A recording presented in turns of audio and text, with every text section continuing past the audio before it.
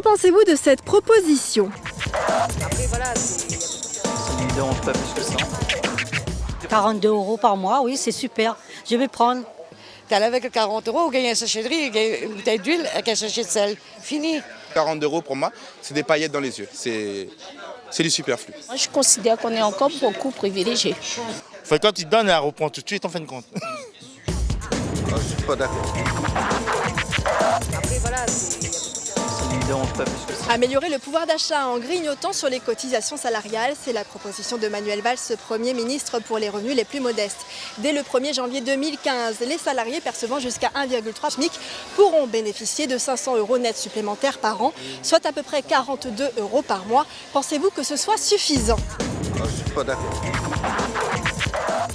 Il est vraiment à côté de la plaque. Ce n'est pas 42 € qui va nous aider.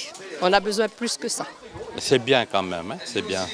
C'est une bonne idée et ça peut être très bien pour l'économie et tout. Pour moi, non. Il manque encore. Il faudrait combien ? Moi-même que pas, en fin de compte. Parce qu'en fin de compte, tout affaires augmente très très cher. Tout affaires devient cher. Pour moi, si c'est une bonne chose, si c'est toujours ça de gagner. Hein. C'est en moins sur les cotisations. Pour moi, c'est une bonne chose. C'est déjà un plus. Quand on pense que dans certains pays d'Europe, comme en Espagne, ils ont beaucoup de problèmes, donc ce serait bien. Vous avez vous-même des gens qui sont concernés autour de vous ? J'ai un neveu qui travaille dans un supermarché, un grand multinational, et qui est ravi de cette annonce, si ça se fait vraiment.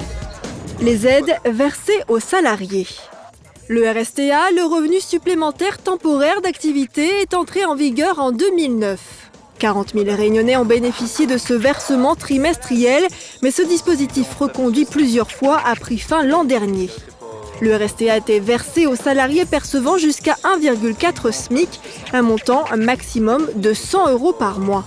Autre aide proposée, la prime COSPAR, négociée par le collectif des organisations syndicales et politiques de la Réunion, et le RSA. L'aide mensuelle versée par les caisses d'allocation familiale est toujours attribuée au plus bas salaire. Là, ils vont donner à 40 € de trucs, ils vont augmenter les impôts. Mais ça sert à quoi ?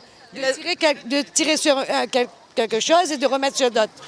En 2009, le RSTA, le revenu supplémentaire temporaire activité, avait déjà pour objectif de relancer le pouvoir d'achat.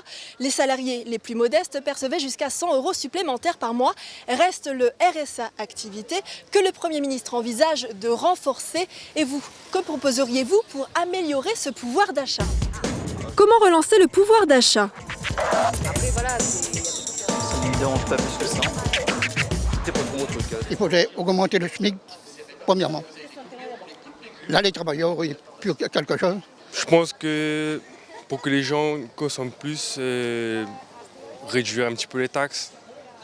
Taxes d'habitation, taxes, tout ce qui est taxes pour l'État. Il faut travailler plus pour gagner plus. Comme ça, aussi, garder le même politique. Donc déjà, réduire les taxes d'outre-mer. Après, ce serait aussi réduire tout ce qui est les impôts, réduire un peu plus. Le ministre d'Outre-mer, on avait avant et n'a pas pu faire grand-chose. Je ne sais pas si celui de maintenant, il va ouvrir la porte, il va ouvrir le marché, il va diminuer le prix, qu'on puisse, la Réunion puisse bouger. Un point sur les salaires des Réunionnais. Fin 2010, le salaire net moyen à La Réunion s'élève à 1 895 € par mois pour les salariés du secteur privé. C'est moins qu'en province et La Réunion arrive derrière la Martinique, la Guadeloupe et la Guyane. Un ouvrier non qualifié à La Réunion perçoit un salaire net inférieur à celui de son homologue de province. Cela contraste avec le salaire des cadres, avec les professions intermédiaires et les employés, ils sont mieux rémunérés dans notre île. Les petites entreprises réunionnaises emploient moins de cadres et plus d'employés et d'ouvriers non qualifiés. On a un enfant et tout, donc on parle de le manger, alimentaire, le loyer et tout, il reste rien à la fin, quoi. Donc c'est pas augmenter un petit peu plus. De combien ? Je sais pas moi, on va dire 60 €.